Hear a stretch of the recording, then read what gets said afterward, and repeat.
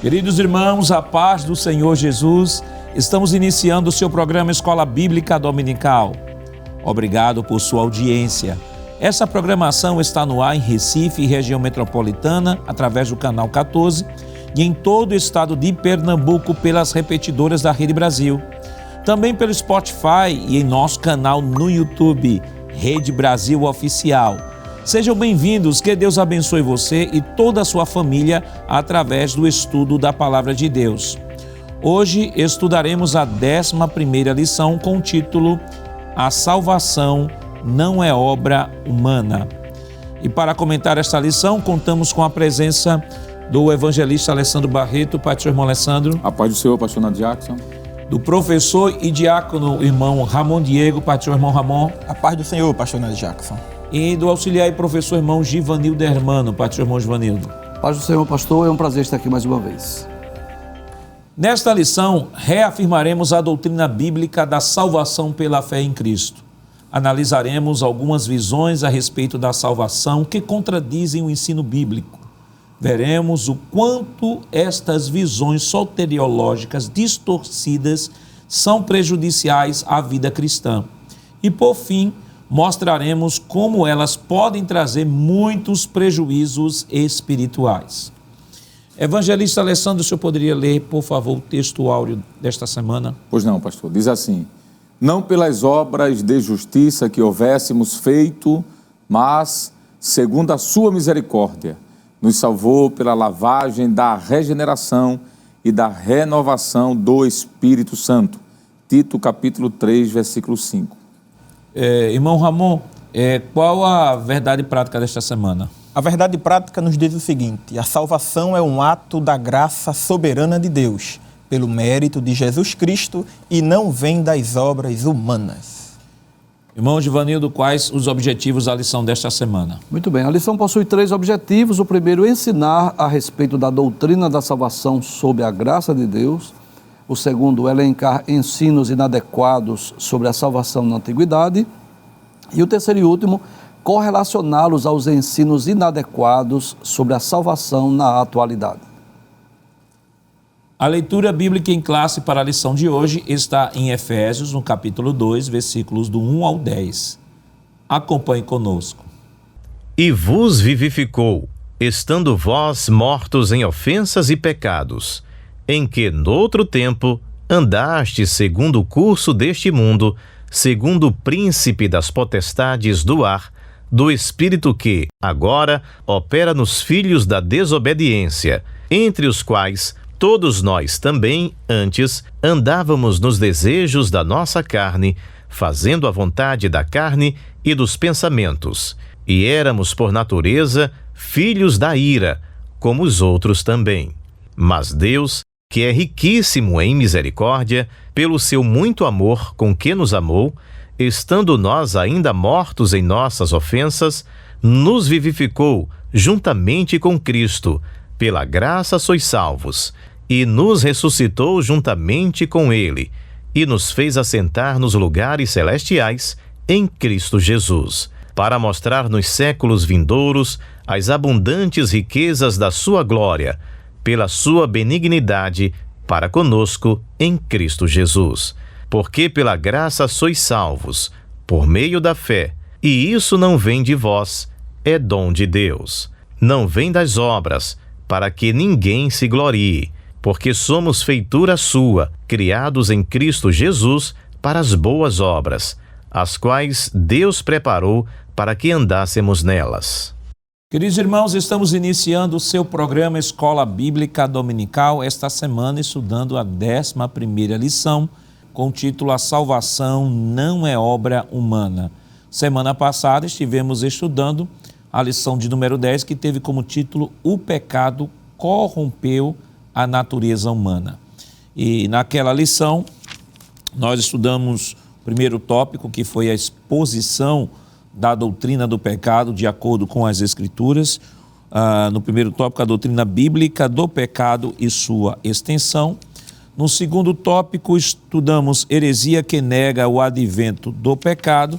E o terceiro tópico, nós concluímos aprendendo sobre o perigo dessa heresia para a vida do crente e da igreja.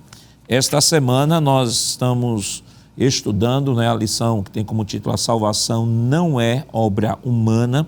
É um assunto que está dentro da disciplina de soteriologia, ou também conhecida, melhor dizendo, como doutrina da salvação ou soteriologia. Uma doutrina essencial, basilar da fé cristã, e é uma doutrina que a sua falta de compreensão, que a falta de compreensão adequada desta doutrina tem implicações, sim, com relação ao destino eterno. Sobretudo, que o próprio título da lição já traz a máxima que é praticada por boa parte dos grupos heterodoxos e movimentos religiosos que não acreditam ou pensam da mesma forma que nós e que defendem que a salvação pode ser, sim, conquistada por obra humana. Entretanto, a Bíblia vai na contramão disso e diz que a salvação não é obra humana. Evangelista Alessandro, a salvação não é obra humana. Então, se não é obra humana, o homem, por mais esforço que faça, por mais recursos que empregue, por mais que se automutile, por mais que se autodetermine viver uma vida de santidade, de viver uma vida de renúncia. E aí eu pego o texto lá de 1 Coríntios 13, ainda que ele dê o seu corpo para ser queimado, ainda que ele faça o bem a todas as pessoas, ainda assim isso nunca será suficiente para que ele possa conquistar a sua salvação. Perfeito, pastor. A salvação, ela nunca será meritória por parte do homem, e sempre por parte de Cristo. O mérito da salvação sempre será dado a Cristo, nunca ao homem. Isso é o que está estampado na Bíblia Sagrada, que o apóstolo Paulo deixa claríssimo quando escreve sua carta aos Efésios, no capítulo 2 e o versículo 8, quando ele diz: porque pela graça sois salvos por meio da fé, e isso não vem de vós. Não vem de vós o quê? Todo esse processo da salvação. Ele diz, mas é um dom de Deus. Inclusive a própria fé é um presente de Deus, né? Não só a salvação, mas a própria fé. Então o homem jamais terá mérito sobre isso. É claro que nós, quando vamos estudar a Bíblia, percebemos de que o homem tem responsabilidades. Será falado sobre isso nessa lição. E essa responsabilidade ou essa resposta humana não lhe dá nenhum mérito, não é? Estava em off conversando com os irmãos aqui, pastor, e a gente lembrou de uma ilustração que é feita, né? É como que alguém que vai passando à beira da rua e encontra um mendigo que está ali morrendo de fome, e alguém, por bondade, pega uma comida e entrega aquele mendigo. O fato dele estender as mãos e receber aquela comida não lhe dá mérito algum, né? Ele está recebendo algo que ele não fez esforço por aquilo. Então a salvação é mais ou menos assim. Jamais o homem terá participação, a não ser na resposta positiva que ele dá a essa salvação. E esta lição, irmão Ramon, ela está diretamente relacionada à lição anterior que nós aprendemos sobre a doutrina do pecado. Isso. E a compreensão da lição passada já é uma resposta ao porquê a salvação não pode ser uma obra humana. Perfeito, pastor. E nós podemos observar desde a lição passada, não é, aonde nós também vamos entrar na lição de hoje, que é mais ou menos uma conclusão ou uma continuidade da lição passada, onde, lamentavelmente, muitos grupos heterodoxos não dão mais valor à doutrina da salvação. E quando a gente começa a observar os pontos principais da doutrina da salvação, alguém pode fazer uma pergunta assim: do que nós devemos ser salvos? Primeiro, Romanos, capítulo de número 6, versículo de número 18, vai mostrar do poder do pecado. Quando a gente vai mais na frente, Gálatas, capítulo 3, versículo de número 13, vai falar da maldição da lei. Em Atos, capítulo 26, versículo 18, vai falar do poder de Satanás. Mais na frente ainda, em 1 Tessalonicenses, capítulo de número 1, versículo de número 10, vai falar da ira vindoura. E também em Hebreus, capítulo de número 9, versículo de número 12, por quem somos salvos pelo Filho e seu sangue. Então a gente já começa a observar que a lição de hoje é uma lição, pastor, muito atual, e o professor deve estar aí estudando e aplicando em sala de aula. Irmão Givanildo, como tema da lição, a salvação não é obra humana. Semana passada nós estudamos sobre o pecado.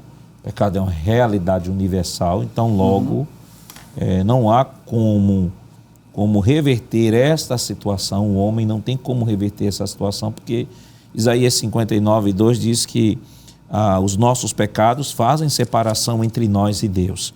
E então nenhuma iniciativa humana seria suficiente para que pudesse reatar, senão o próprio Filho de Deus, né, que encarnou. Exato. Já estudamos esse trimestre, que ele encarnou, veio, qual era a finalidade da encarnação de Cristo?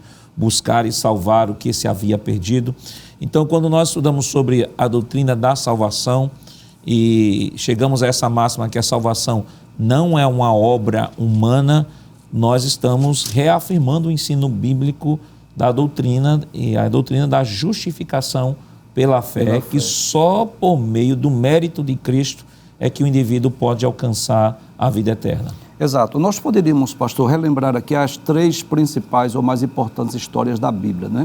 Primeiro é a história da criação, a doutrina da criação, que está nos 2 primeiros capítulos de Gênesis. Deus criou todas as coisas boas e perfeitas e Deus chegou à conclusão que tudo era muito bom. No capítulo 3, como vimos a semana passada, o pecado entrou no mundo, passou a fazer parte da história da humanidade e alcançou toda a raça humana. E a partir de Gênesis, capítulo 3, versículo 15, até Apocalipse, capítulo de número 22, versículo 21, nós vamos perceber que a Bíblia gira em torno da doutrina soteriológica, da doutrina da salvação, o projeto de Deus para a salvação da humanidade. Ou seja, o homem foi criado perfeito, em Adão todos os homens caíram, mas em Cristo todos podem ser salvos. Falando aqui da salvação como uma obra divina, que não é uma obra humana, é obra divina, falamos da iniciativa, né? Foi uma iniciativa divina. Nós podemos entender que a Trindade, o Deus Trino, participa da salvação.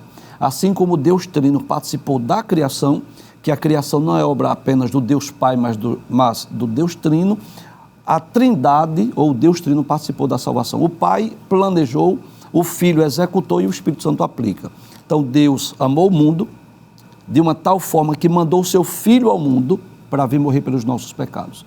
Jesus vai à cruz do Calvário, dá a sua vida por nós. E o Espírito Santo é o agente que vai, digamos assim, convencer o mundo, o homem, do pecado, da justiça e do juízo. Então o homem só pode ser salvo graças a essa ação divina que proporcionou ao homem o direito à sua salvação. Então, falar da salvação, que não é uma obra humana, está dizendo, foi uma iniciativa divina. De nada adiantaria nós fazermos boas obras, nós estendermos a mão, como o senhor já disse no início, né? Ainda que dessemos o nosso corpo para ser queimado vivo, mas se não for uma ação divina para que nós pudéssemos ser salvos, ninguém seria salvo.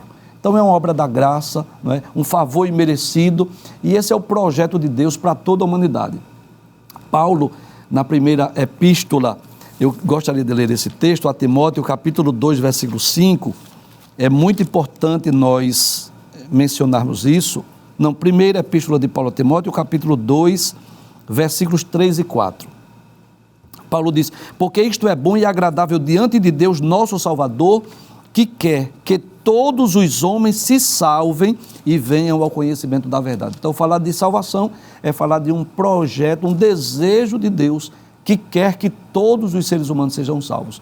Nem todos serão, porque nem todos obedecem ao Evangelho. Paulo diz isso. Mas é um plano que abrange toda a humanidade. Esse plano, esse projeto de salvação, não é para um grupo de eleitos, não é para um grupo de predestinados, mas é um projeto visando a salvação de todos os homens. E como diz o textuário da Bíblia Sagrada, né? Porque Deus amou o mundo de tal maneira que deu o seu Filho unigênito. Para quê? Para que todo aquele que nele crê não pereça, mas tenha a vida eterna. Então Deus deseja que todos sejam salvos. A oferta da salvação é para toda a humanidade. Agora, universal. Se toda a humanidade vai abraçar este presente, aí... É uma responsabilidade pessoal e humana, individual, né? Inclusive, o profeta Ezequiel já falava isso no capítulo 18 de Ezequiel, né? Isso. Que a responsabilidade é individual. Vamos para a próxima tela, por favor. Evangelista Alessandro, nós temos aí o mapa mental. Pois não, pastor. De forma bem prática, dividida em 3 pontos a lição. Primeiro, ensinar que a salvação é fruto da graça de Deus.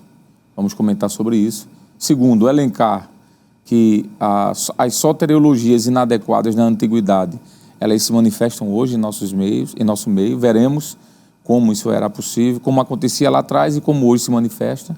E terceiro e último, correlacioná-las, né? Mostrando que essas soteriologias inadequadas, como no passado os reencarnacionistas, os galacionistas e os gnósticos, hoje se manifestam com novos nomes, como, por exemplo, dentro do islamismo, dentro das testemunhas de Jeová e dentro do mormonismo. Próxima tela. Aí na próxima tela nós temos o textuário e separamos aí duas verdades desse textuário, que é o texto de Tito 3 e 5. Perfeito, pastor. Não pelas obras de justiça que houvéssemos feito, mas segundo a sua misericórdia, nos salvou pela lavagem da regeneração e da renovação do Espírito Santo. Isso aqui nós aprendemos duas coisas. Primeira parte, a parte A do versículo, a salvação não é pelas obras humanas, já falamos sobre isso, não é meritória. Mas em segundo lugar, essa parte B, a parte vermelha, mostra que a salvação é pela fé em Cristo, segundo a sua grande misericórdia. Eu diria, pastor, que no Antigo Testamento, um texto que se correlaciona a esse versículo que Paulo escreveu a Tito é o que está em Isaías 64, verso 6. Mas todos nós somos como imundo, e todas as nossas obras de justiça são como o trapo da imundícia. Então, por mais que façamos coisas boas, isso tem a ver com a nossa moral, com a nossa ética, com a nossa conduta, mas absolutamente isso não tem nada a ver com a conquista para a salvação. Quem é salvo faz boas obras. Faz boas obras porque é salvo, e ele não é salvo porque faz boas obras, que seria o inverso. Próxima tela. Na próxima tela nós temos aí os objetivos da lição, que já foram elencados ali no mapa mental, e a palavra-chave da lição, que é salvação. Vamos para a próxima tela, que é a definição de salvação segundo a nossa declaração de fé. Pois não, pastor. A salvação é o livramento do poder da maldição do pecado. É a restituição do homem à plena comunhão com Deus, a todos os que confessam a Jesus Cristo como seu único Salvador pessoal, precedidos do perdão divino. E aqui é o texto de Atos 10, 43. A este dão testemunho todos os profetas de que todos os que nele creem receberão o perdão dos pecados pelo seu nome. Fica evidenciado aqui que a porta de acesso para esta graciosidade chamada salvação é crer na pessoa do Senhor Jesus Cristo. Vamos para a próxima tela, por favor, que é a tela principal, salvação sob a graça de Deus. Primeira descrição do estado espiritual humano, Efésios 2, 1 ao 3. Ponto 2, mortos em ofensas e pecados, Efésios 2, 1 e 5.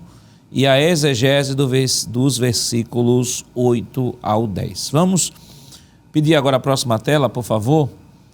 E, irmão Ramon, nós temos aí algumas afirmações, né, sobre, aí no primeiro tópico da lição, a salvação sob a graça divina. Eu queria que o senhor comentasse os dois primeiros tópicos, por favor. Sim, senhor pastor. O primeiro tópico está falando aí que a graça é um ato soberano. Então a gente já viu, inclusive, na lição passada, não é, que a graça, a salvação, primeiro, ela vem de Deus. Não é? E eu queria ler, pastor, o Romanos, capítulo de número 1, versículo de número 7, a palavra de Deus diz assim, Romanos, capítulo de número 1, versículo de número 7, a todos os que estáis em Roma, amados de Deus, chamados santos, graça e paz de Deus, nosso Pai e do Senhor Jesus Cristo. Então a gente já começa a observar, não é, que primeiro aí a graça é um ato soberano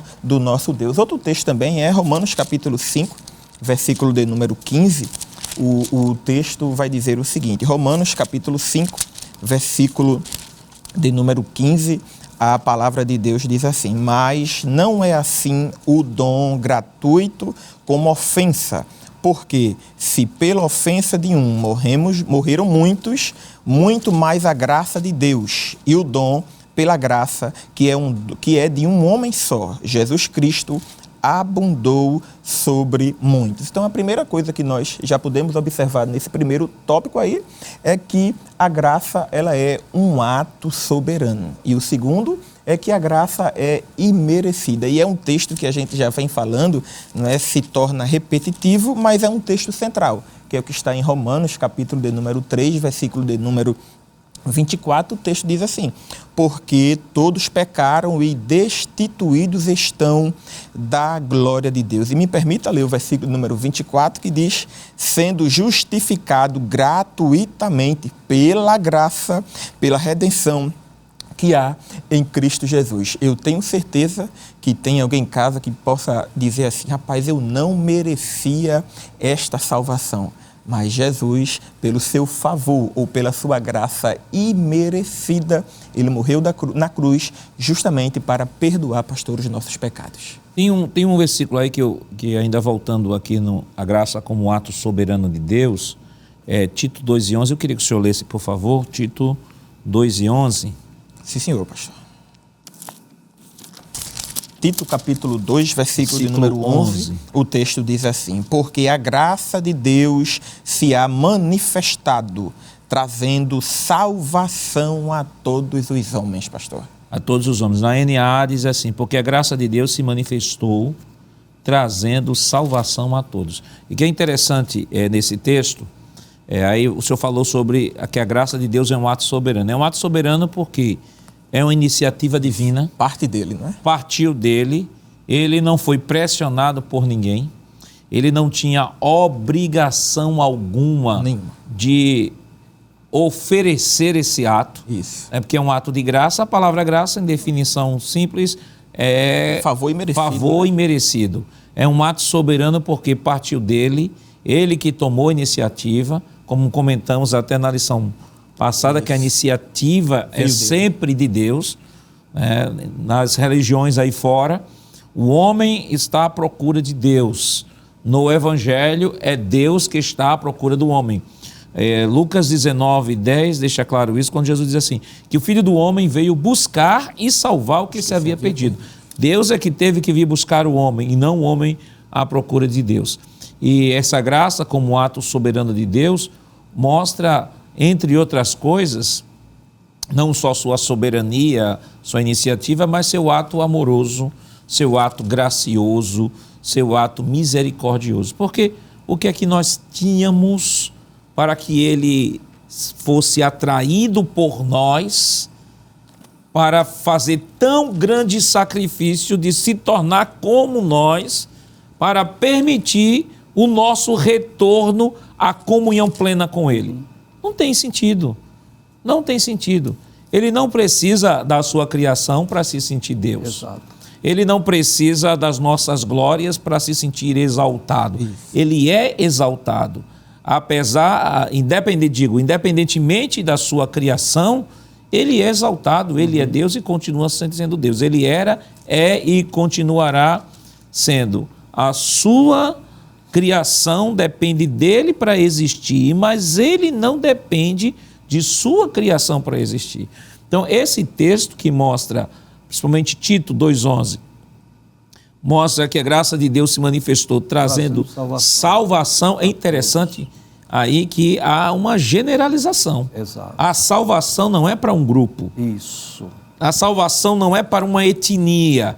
O texto não diz que a graça de Deus se manifestou trazendo salvação aos judeus. Também não diz aos eleitos. Está dizendo todos os homens.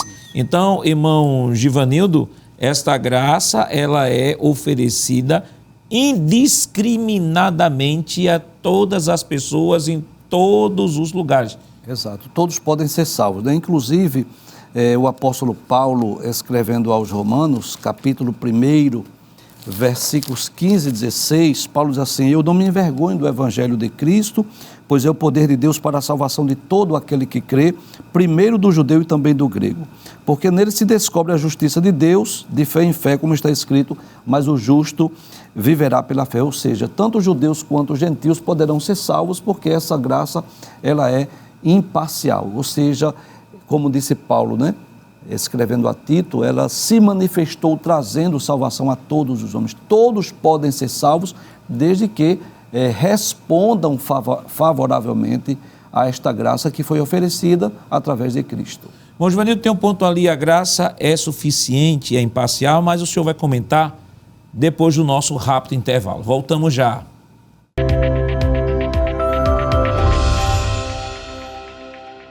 Queridos irmãos, estamos de volta em seu programa Escola Bíblica Dominical, nesta oportunidade estudando a 11ª lição, que tem como título A Salvação Não é Obra Humana. E no bloco anterior nós deixamos aqui o tópico 3 e 4, a graça é suficiente. Estamos comentando a salvação sobre a graça de Deus, o primeiro tópico, comentando ainda sobre as características da graça divina. E ficamos agora no tópico, a graça é suficiente e a graça é imparcial. Irmão Givanildo. Muito bem, primeiro vamos explicar que essa graça é suficiente. Aquilo que era impossível à lei, não é? Porque a lei ela revelava ao homem o pecado, mas não era suficiente para salvar, a não ser, claro, aqueles que viveram no Antigo Testamento. Mas vamos perceber, por exemplo, em Romanos capítulo 8, a partir do versículo 1, Paulo diz assim: portanto, agora nenhuma condenação há para os que estão em Cristo Jesus, que não anda segundo a carne, mas segundo o Espírito. Porque a lei do Espírito de vida em Cristo Jesus me livrou da lei do pecado e da morte. Porquanto o que era impossível à lei, visto como estava enferma pela carne, Deus, enviando o seu Filho em semelhança da carne e do pecado, pelo pecado condenou o pecado na carne. Ou seja, era impossível que a lei salvasse. Ela revelava o pecado, mas foi preciso que Jesus viesse ao mundo. Estamos falando de um mistério, que muitas vezes somos criticados e ridicularizados por isso, né? Muitos telespectadores tiveram essa experiência de ter uma vida pregressa, digamos assim. A partir do momento que ele crê em Cristo e ele chega no trabalho, no ambiente de trabalho, por exemplo, dizendo que agora é salvo, as pessoas vão criticar, vão ridicularizar, mas isso é bíblico. A partir do momento que o homem crê em Cristo, se arrepende dos seus pecados, se converte dos seus maus caminhos, imediatamente ele é justificado, ele é regenerado, ele é santificado e pode dizer que é salvo, não é? O que é que diz, por exemplo, João capítulo 5, versículo 24, são palavras de Jesus. João capítulo 5, versículo 24, diz assim: palavras de Jesus: na verdade vos digo que quem ouve a minha palavra e crê naquele que me enviou, tem a vida eterna e não entrará em condenação, mas passou da morte para a vida. Então, primeiro, essa graça, esse favor imerecido, ele é suficiente para salvar o mais vil pecador. Em segundo lugar, essa graça imparcial, já citamos Romanos capítulo 1, versículo 16, que Paulo vai dizer que o evangelho é o poder de Deus para a salvação de todo aquele que crê, tanto do judeu quanto do gentio. E é interessante observarmos isso, que essa graça ela é resistível. O homem pode dizer sim ou não ao chamado divino. Nós vamos citar dois textos. O primeiro é o discurso de Estevão antes do seu apedrejamento, né? Estevão foi o primeiro mártir do cristianismo, e é interessante que no capítulo 7, versículo 51, Estevão diz assim, são palavras de Lucas, né? Mas escrevendo o testemunho, a pregação de Estevão, diz assim: homens de dura cerviz e incircuncisos de coração e ouvido, vós sempre resistis ao Espírito Santo, assim vós como vossos pais. Ou seja, essa graça é oferecida a todos, mas o homem pode recebê-la ou não, ele pode resistir a essa graça. Há outro texto também em Atos capítulo 18, na segunda viagem missionária de Paulo, capítulo 18, versículos 5 e 6, diz, o médico Lucas diz: quando Silas e Timóteo desceram da Macedônia, foi Paulo impulsionado pela palavra, testificando aos judeus que Jesus era o Cristo. Ou seja, Paulo pregava que Jesus era o Cristo, mas resistindo e blasfemando, eles sacudiu as vestes e disse-lhes: o vosso sangue seja sobre a vossa cabeça, eu estou limpo e desde agora parto para os gentios. Ou seja, Paulo queria pregar para os judeus, mas os judeus resistiram e aí ele partiu para os gentios. Então, o que é que nós podemos entender? Que essa graça é suficiente para salvar o mais vil pecador. Se ele crê em Cristo, se arrepende dos seus pecados, se converte dos seus maus caminhos, ele é salvo. Essa graça é imparcial, todos podem ser salvos, independente de ser judeu ou gentil, e essa graça ela é resistível, ou seja, o homem tem a oportunidade de dizer sim ou não, de responder favoravelmente ou não a esse convite, a essa graça oferecida por Cristo. Me permita, pastor, também corroborar com o professor Givanildo e também citar um texto que está em Isaías, capítulo de número 55, não é? Também vale salientar que para você obter a salvação ou essa graça, você não precisa pagar nada, né? Porque infelizmente tem surgido alguns grupos por aí que para você obter a salvação, para você tirar alguém de um purgatório, você precisa fazer algo ou pagar alguma coisa. Então Isaías 55, versículo 1 diz: ó vós todos o que tendes sede, vinde às águas, e vós que não tendes dinheiro, vinde, comprai e comei. Sim, vinde e comprai, sem dinheiro e sem preço, vinho e leite. Então, a salvação ela é gratuita. Você não precisa pagar nada, você não precisa aí obter ou deixar algum valor para ter a salvação. Vamos para a próxima tela. E aí, evangelista, a salvação sobre a graça de Deus, o processo da salvação. E temos aí João 3,16, bem didático, mostrando aqui aquilo que o senhor falava, né, da sinergia, né, no programa anterior, da sinergia. Existe o lado humano e o lado divino da salvação. É claro que quando nós dizemos o lado humano, eu não estou falando de meritório, não estou falando de esforço humano, eu estou falando de resposta à graça oferecida. Porque como já foi dito no item anterior, na tela anterior, essa graça é resistível, ela não é irresistível. E nós mostramos aqui textos bíblicos, fundamentação bíblica para mostrar de que essa graça é resistível. Então nós temos aí duas partes aí nesse texto. Nós temos a parte divina, conceder, e a parte humana, receber.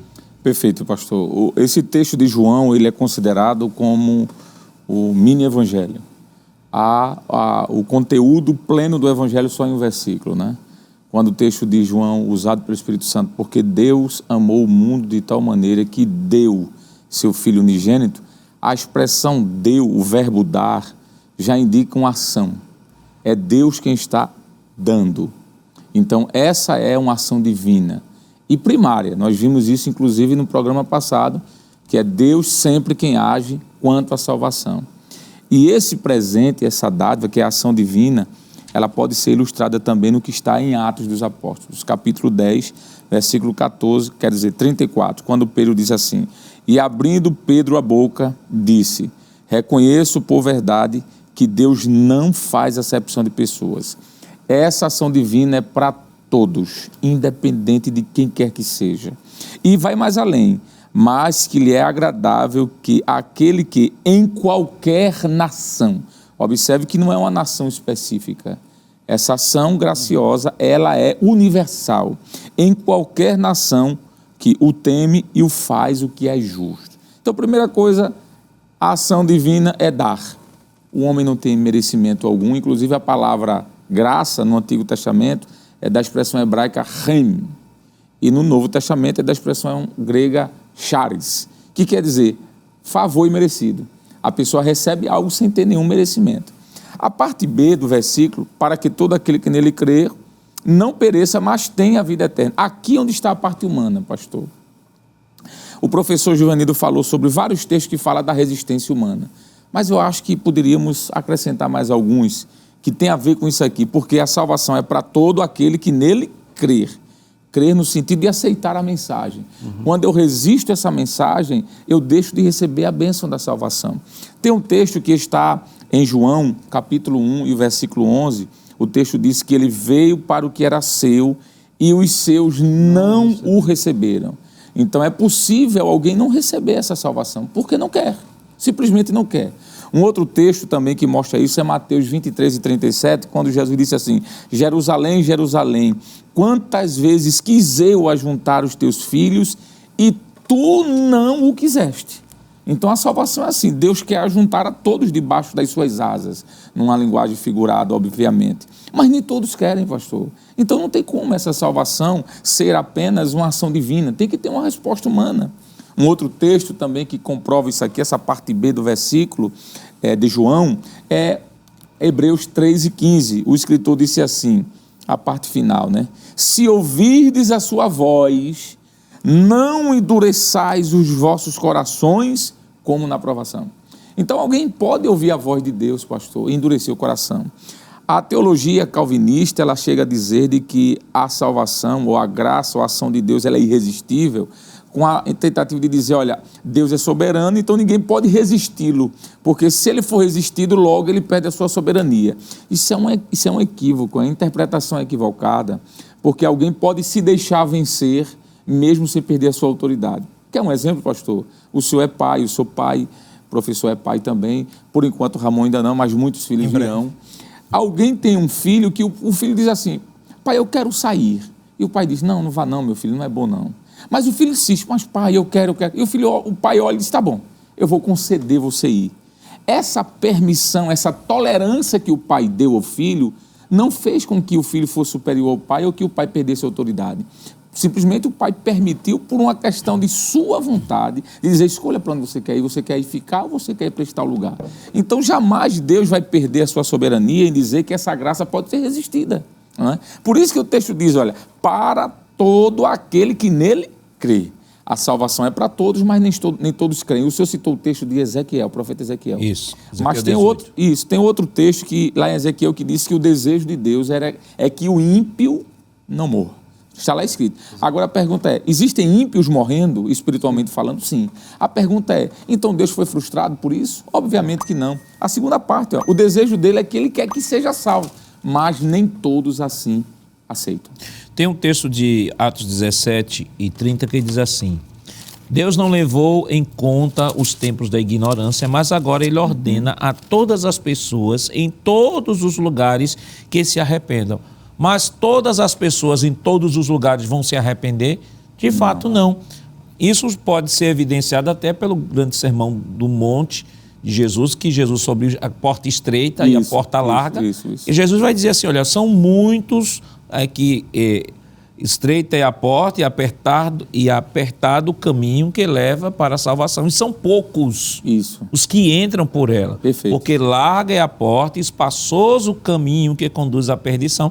E são muitos que entram por ela. Agora, nem o que entra pela porta estreita, nem o que entra pela porta larga, são fruto de um decreto arbitrário de Deus na eternidade. Exato. Ao contrário, entra na porta estreita e o que entra na porta larga, ambos tiveram a oportunidade de decidir por qual porta deveria entrar. E é justamente isso aqui que Paulo está dizendo. Ele conclama todo mundo, em todos os lugares, todas as pessoas que se arrependam. Agora, se vão se arrepender, é outro fato. E o fato de não se arrependerem não quer dizer que Deus fica frustrado com isso. Pastor, uma passagem que ilustra muito bem o que o senhor acabou de dizer aqui é Lucas 15, onde o Senhor Jesus narra a história, não é, a parábola do filho pródigo.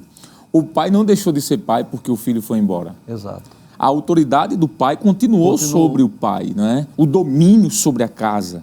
Mas quem perdeu foi o filho, porque escolheu para uma terra longínqua. E o que mais me admira nessa passagem é que essa passagem ilustra Deus e a humanidade, né? Quando o filho volta arrependido, o pai está com a mesma autoridade, inclusive de abençoá-lo com a herança que ele havia perdido. O pai diz, olha, você levou, mas a herança não é sua, a herança é minha, meu filho, eu tenho para lhe dar novamente. Você escolheu ir e você escolheu voltar. Exato. Então, isso ilustra muito bem, pastor, essa questão que nós estamos tratando aqui da salvação da humanidade. Vamos para a próxima tela? Aí na próxima tela nós temos a salvação sob a graça de Deus, a parte divina de conceder. A salvação é uma providência divina. E aí nós temos diversas referências que provam isso, né? E tudo isto provém de Deus, 2 Coríntios 5, 18, a parte A. O Cordeiro que foi morto desde a fundação do mundo, Apocalipse 13, 8. Porque Deus amou o mundo, João 3,16, pela graça sois salvos, isso não vem de vós, é dom de Deus, Efésios 2,8, e porque a graça de Deus se há manifestado, trazendo salvação a todos os homens, Efésios 2:11. Então, é fato de que a iniciativa tinha que ser divina. Perfeito. O homem não tinha recursos nem condições alguma para se voltar para Deus. Eu lembro de um texto de Romanos capítulo 1, Romanos capítulo 1, Paulo deixa isso claro. Romanos capítulo 1, versículo 19, diz assim: porque o que se pode conhecer a respeito de Deus é manifesto entre eles, porque Deus lhes manifestou. Porque os atributos invisíveis de Deus, isto é, seu eterno poder e sua divindade, claramente se reconhecem desde a criação do mundo, sendo percebido por meio das coisas que Deus fez. Mas observe, o que é que Paulo está dizendo? A iniciativa foi sempre dele. Se ele não tivesse se revelado, ninguém o conheceria. Então, na salvação é a mesma coisa. Ele toma a iniciativa, porque ele tem que prover a salvação. Ele tinha que prover a salvação. O homem não teria condições de voltar-se para Deus se Deus não fizesse essa provisão. Por isso que Deus teria que tomar a iniciativa, fazer essa provisão, para que no mérito de Cristo, agora sim, no mérito de Cristo, Cristo conquistou na cruz, seu sacrifício foi aceito e confirmado por meio da ressurreição. Paulo diz em Romanos 4, 25, ele morreu pelos nossos pecados, mas ressuscitou para a nossa justificação, para que sim, agora no mérito de Cristo, todo mundo pudesse obter esta oportunidade de retornar e levantar-se. Porque em Adão caímos, mas no novo Adão levantamos. Vamos para a próxima tela, por favor. Aí a próxima tela vai falar da parte humana, a salvação sobre a graça de Deus. Irmão Ramon. Sim, senhor, pastor. Então, como já vem sido comentado, não é que a salvação sobre a graça de Deus, que é justamente a parte humana, que é a de receber esta salvação. E o texto diz: Deus proporcionou a salvação a todos, mas para que recebam é necessário. Primeiro, em Mateus capítulo de número 3, versículo de número 2, vai falar que a primeira coisa é o arrependimento. O ser humano ele tem que se arrepender dos seus atos. A segunda coisa também é a fé, que está justamente em Marcos capítulo 16, versículo de número 16, e os outros textos também que falam que fé é essa, é você crer no Senhor Jesus Cristo. Primeiro, você tem que se arrepender. Segundo, a fé é aceitar. E justamente estas são as atitudes humanas. E quando a Bíblia diz que Deus deu arrependimento a Israel e aos gentios, está aí em Atos capítulo de número 5, significa dizer que Ele graciosamente nos concede a chance de abandonarmos o pecado.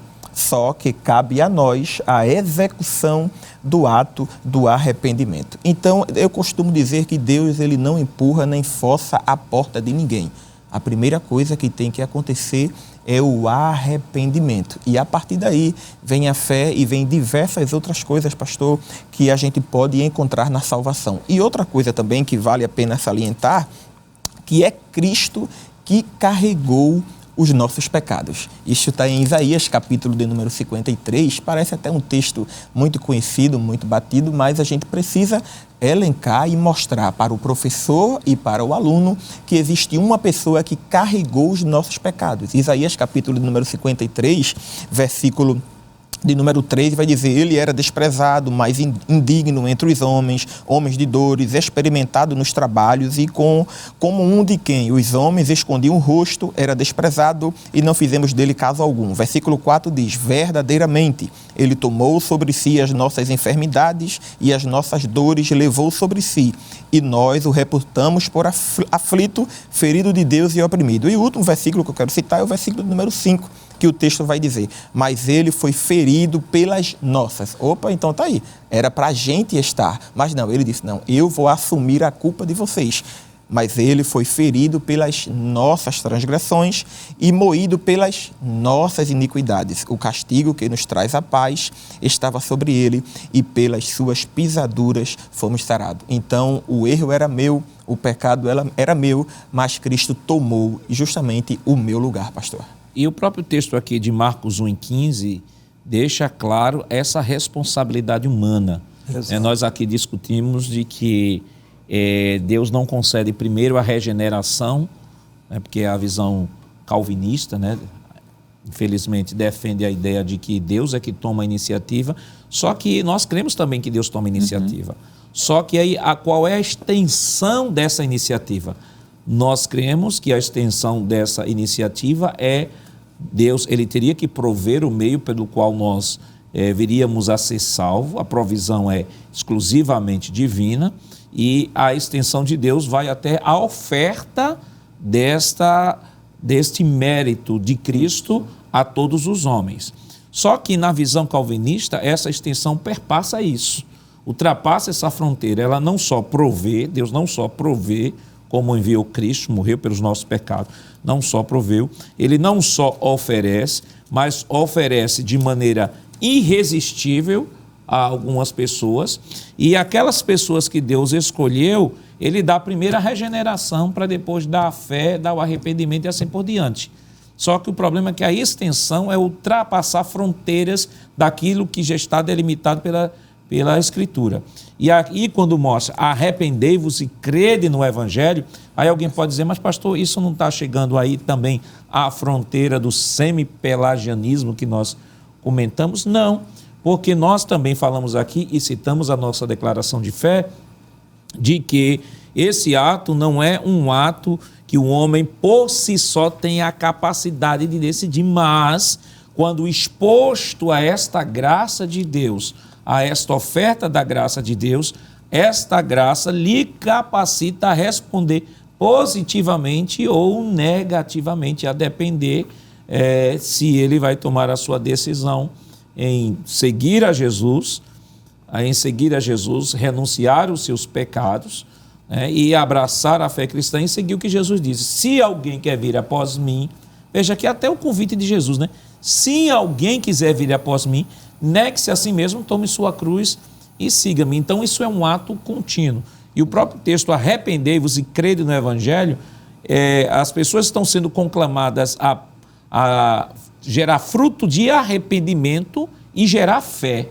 Então a fé não é algo exclusivo, um dom que Deus dá para que o indivíduo possa, por meio dessa fé que Deus dá e por meio desse arrependimento que Deus dá, ele possa ser salvo, porque na eternidade Deus determinou isso, né, irmão Giovanni? Exato. Inclusive, existem outros textos, né, que falam sobre essa responsabilidade humana, porque se Deus primeiro regenerasse para depois dar fé, significa dizer que ele iria condenar os ímpios, incrédulos e pecadores pelo fato de ele não ter dado a regeneração a essas pessoas, né? Então, por exemplo, em Atos 2:38, que é a pregação de Pedro no dia de Pentecostes, né?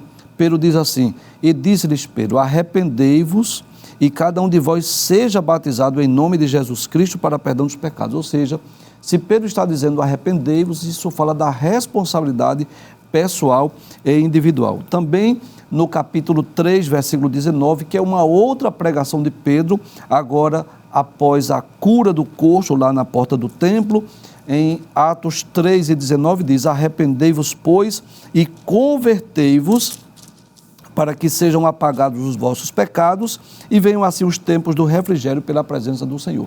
Então, a salvação é a graça, a manifestação da graça de Deus, que é oferecida a todos os homens, e os homens têm essa oportunidade de corresponder favoravelmente ou não. Quem se arrepender dos seus pecados, crer em Cristo, se converter dos seus maus caminhos, será salvo. E aqueles que resistirem a essa graça, lamentavelmente serão condenados. Isso é o que está escrito em João 3:16, para que todo aquele que nele crê não pereça, mas tenha a vida eterna. Ou seja, se não crer em Cristo, inevitavelmente deixará de usufruir dos privilégios, dos benefícios da salvação e, consequentemente, será condenado.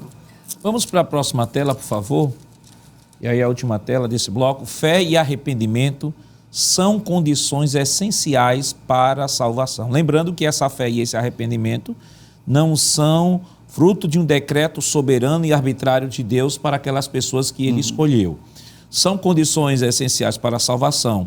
Trata-se de duas operações conjuntas e cooperativas em que o homem reage positivamente à ação do Espírito Santo. E aí reafirmamos Marcos 1:15, que confirma perfeitamente, está em completa sintonia com o texto bíblico, que é uma declaração do pastor Clayton, né, no seu livro, a página 97. Mas vamos para um rápido intervalo. Daqui a pouco nós voltamos para trabalharmos o segundo tópico de nossa lição. Não saia daí, nós voltamos depois de um rápido intervalo. Voltamos já já.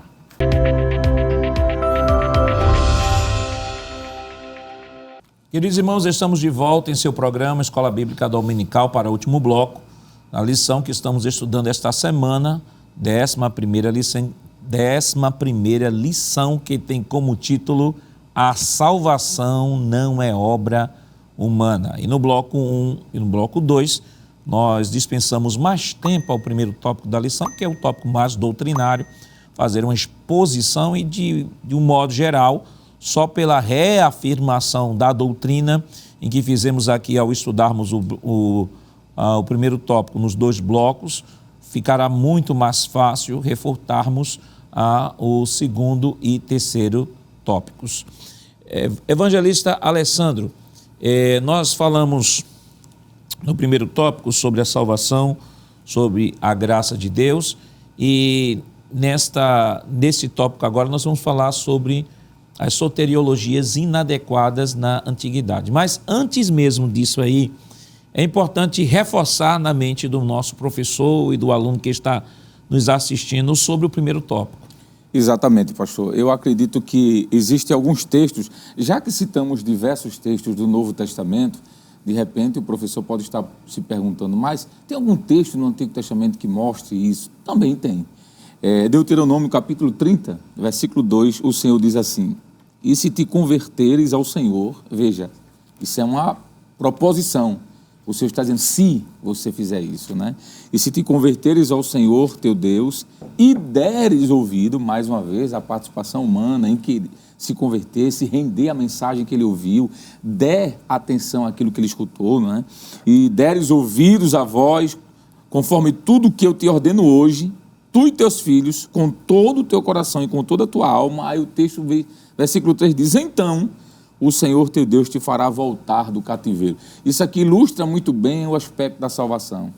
Se escuta a mensagem pelo ouvir. A palavra de Deus diz que a fé vem pelo ouvir e ouvir a palavra de Deus. Se alguém escuta essa voz de Deus, através da palavra, por ação do Espírito Santo, e dá ouvido a essa voz, a essa mensagem, aí sim, o processo da salvação e da transformação, se não houver uma resistência, como já falamos, ela inicia. Um outro texto também bastante interessante no Antigo Testamento, que eu acredito que a gente pode citar aqui, é o texto que está no livro de Isaías 55:7. O texto diz assim, versículo 6 e 7. Buscai ao Senhor enquanto se pode achar, invocai-o enquanto está perto. Veja, isso é uma ação humana, a resposta da ação humana. Deixe o ímpio, a ação humana, mais uma vez, o seu caminho, e o homem maligno, os seus pensamentos, e se converta ao Senhor, que se compadecerá dele, torne para o nosso Deus, porque grandioso é em perdoar. Então, tornar-se para Deus, pastor, num aspecto da salvação que estamos tratando aqui, é essa resposta humana, não é? Nós estávamos citando aqui justamente alguns textos. E por último, quero citar aqui o texto de Joel 2:12. Olha o que aqui diz o texto. Ainda assim, agora mesmo, diz o Senhor Deus. Olha o que aqui Deus estava dizendo para aquela nação. Convertei-vos a mim. Deus tomou a iniciativa. Qual foi a iniciativa? Enviar Jonas. O povo ouviu a mensagem. Mas será que o povo vai querer dar crédito? Aí o Senhor diz assim, ainda assim agora mesmo diz o Senhor, convertei-vos a mim de todo o vosso coração, e isto com jejuns, e com choro, e com pranto. Aí o texto diz, verso 13, rasgai o vosso coração. Isso é uma linguagem metafórica para esse transformar interior, essa cirurgia interior, como diz lá o Meir Pirma. Ele diz assim, rasgai o vosso coração e não as vossas vestes. Convertei-vos ao Senhor vosso Deus, porque Ele é misericordioso e compassivo, e tardio em irar-se, e grande em beneficência, e se arrepende do mal. Então, pastor, eu acho que finalizando aquele primeiro ponto, esses textos corroboram também com os mesmos que citamos do Novo Testamento, para a conclusão que ficou aqui, que Deus age primeiramente, mas o ser humano ele tem que dar ouvidos a essa mensagem, pastor. Pois não, pastor? Não, seguindo aqui, pastor, o último ponto do ponto 1 da lição, eu acho que o pastor Ezequiel Soares foi bastante feliz em usar a passagem de Efésios. Eu acho que em off aqui o senhor tinha comentado alguma coisa sobre isso. Se o senhor me permitir, eu queria ler aqui. Diz assim, o subtópico 3 do ponto 1, diz assim, a parte final. O termo graça significa literalmente favor imerecido. Esse texto foi um texto que a gente citou logo no início do programa, 2:8 de Efésios, né? Favor imerecido, do qual não somos merecedores. A salvação é pela graça de Deus mediante a fé em Jesus e não vem das obras, pois não se trata de uma recompensa. Ponto. Aí ele continua. Uma boa exegese esclarece que a expressão isto é dom de Deus, abre aspas e fecha aspas, se refere à salvação pela graça. Ou seja, qual é o dom de Deus aqui? É a salvação. O ato do homem ter essa graça imerecida de Deus. A salvação pela graça e não a fé. Ele continua, como afirma respeitado erudito em língua grega, A.T. Robertson, abre aspas, a graça é a parte de Deus e a fé é a nossa, fecha aspas. De modo, como dizia Norman Geisler, abre aspas, a fé é o meio e a salvação é o fim. O meio vem antes do fim. Aquela discussão da ordem solutus, pastor, que é o ponto máximo da teologia calvinista, né? Será que quem vem primeiro é a fé ou a regeneração? Pelo texto que nós acabamos de ler, é a salvação, é a graça, a regeneração e, posteriormente, essa fé que é acrescida. Inclusive, se o professor da escola dominical puder levar, pastor, para a escola, página 112, está aqui essa ordem solutus, essa ordem da salvação que se encaixa com esse texto que foi falado aqui. A graça ela é ofertada, depois o indivíduo, mediante a graça, manifesta a fé, manifesta arrependimento, e aí se convertendo vem a regeneração. Perfeito, né? Perfeito. A regeneração. Vamos para o próxima tela, por favor. E aí, irmão Givanildo, nós temos as soteriologias inadequadas na antiguidade. Nós temos os reencarnacionistas, os galacionistas e os gnósticos, que são os 3 grupos que são abordados em nossa lição. Vamos para a próxima tela, por favor. E aí, na próxima tela, nós temos aqui uma síntese do que os reencarnacionistas acreditam e um texto bem objetivo fazendo a refutação. Muito bem, como o termo diz, os reencarnacionistas são aqueles que creem em sucessivas encarnações, né? É bom lembrar que a doutrina da reencarnação ela é antibíblica. Ela não tem base bíblica, a doutrina da reencarnação. Um texto bíblico que ilustra muito bem isso é Lucas capítulo 23, versículo 39 a 43. Da ocasião que Jesus estava crucificado entre 2 malfeitores, que a princípio ambos blasfemavam, mas um deles em dado momento se arrependeu e disse ao Senhor Jesus, Senhor, lembra-te de mim quando entrares no teu reino. Jesus disse, digo que hoje estarás comigo no paraíso. Jesus não falou de sucessivas encarnações, mas falou que ele obteve a salvação mesmo nos minutos finais de sua vida. Então, o texto de Hebreus também, né, professor? Hebreus 9:27, homem morrer uma vez, vindo depois disso o juízo, que está aqui o texto, né? Então, e como aos homens está ordenado morrer uma vez, vindo depois disso o juízo. Isso. Então, como diz a tela, os reencarnacionistas é a busca da perfeição por meio de um progresso evolutivo, até que esses ciclos da roda do renascimento parem de girar. Então, é uma teoria antibíblica, como diz ali, é uma soteriologia inadequada. Por quê? Porque não tem base bíblica. Está ordenado aos homens morrerem uma vez e vindo depois disso o juízo. Essas sucessivas encarnações, elas não têm base bíblica alguma. Vamos para a próxima tela. E aí o próximo grupo, os galacionistas. Os galacionistas nos faz lembrar da epístola de Paulo aos Gálatas, né? Porque os crentes da Galácia estavam querendo como que obrigar os cristãos às práticas judaicas. Inclusive o primeiro concílio de Jerusalém, capítulo 15 de Atos, foi exatamente para corrigir esses erros doutrinários. Sim. À medida que Paulo começou a pregar o evangelho para os gentios começaram a se converter, geraram umas dúvidas, né? Será que os gentios precisam guardar o sábado? Será que os gentios precisam ser circuncidados? E trouxeram essa problemática para a igreja de Jerusalém. Então, os galacionistas são aqueles que querem impor práticas judaicas para que possa obter a salvação. Diz assim: esses judeus convertidos ao cristianismo queriam que os gentios observassem a lei de Moisés como condição para a salvação.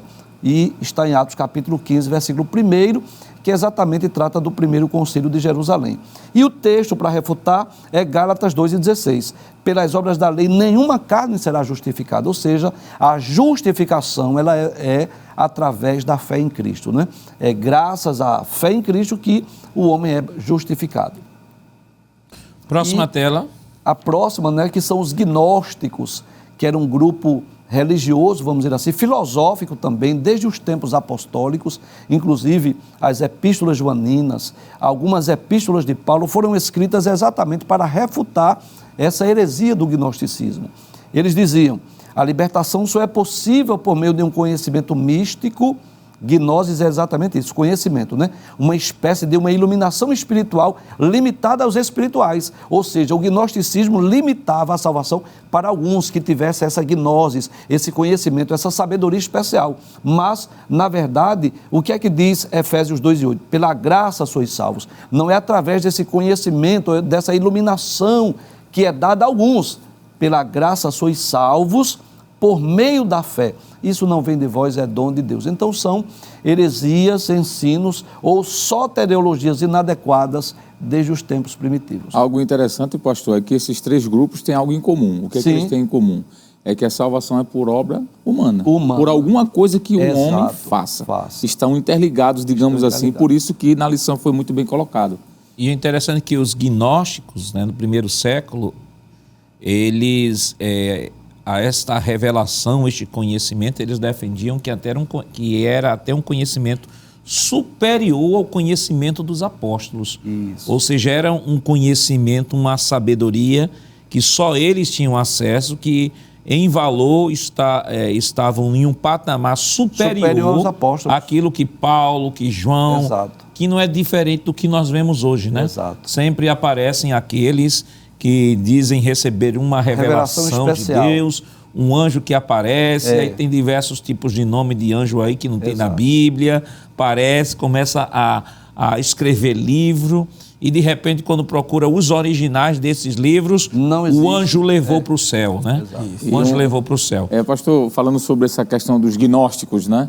Há um livro que trata muito bem sobre isso, é A Gênesis da Predestinação. O autor, Tiago Titilo, ele vai mostrar de que dentro do gnosticismo havia um pensamento de que alguns foram predestinados a receber essa gnosis e só estes que Deus, por sua soberania, escolheu eram salvos, os outros não. E ele linka isso, por isso que o nome é a Gênesis da Predestinação. Quem tem ouvidos ouça o que eu quero dizer.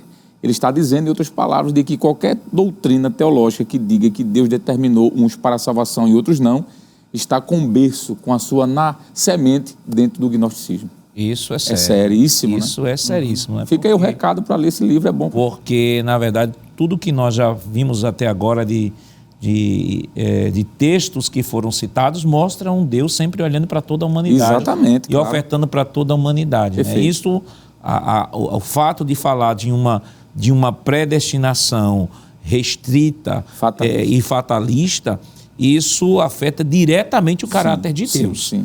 Vamos para a próxima tela.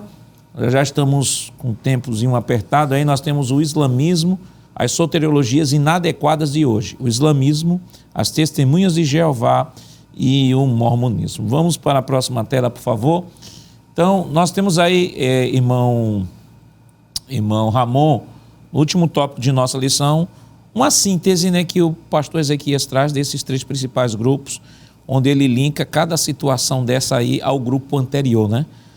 O Islã ao primeiro, a Testemunha de Jeová ao segundo grupo e o terceiro grupo do tópico anterior ao terceiro grupo aqui. Sim, senhor, pastor. E me permita, não é? A gente já está falando sobre que a salvação só obtemos por meio do Senhor Jesus Cristo, né? E a capa, o título da lição é justamente esse: a salvação não é obra humana. Já foi falado muito bem aqui pelos senhores, não é que a salvação é exclusiva, parte de alguém, é a graça, é um favor imerecido. E quando a gente olha justamente para esses pontos, esses grupos heterodoxos, né, se o senhor me permitir aqui, eu vou ler o pensamento de alguns, né, como, por exemplo, o segundo presidente dos Mormons, não é?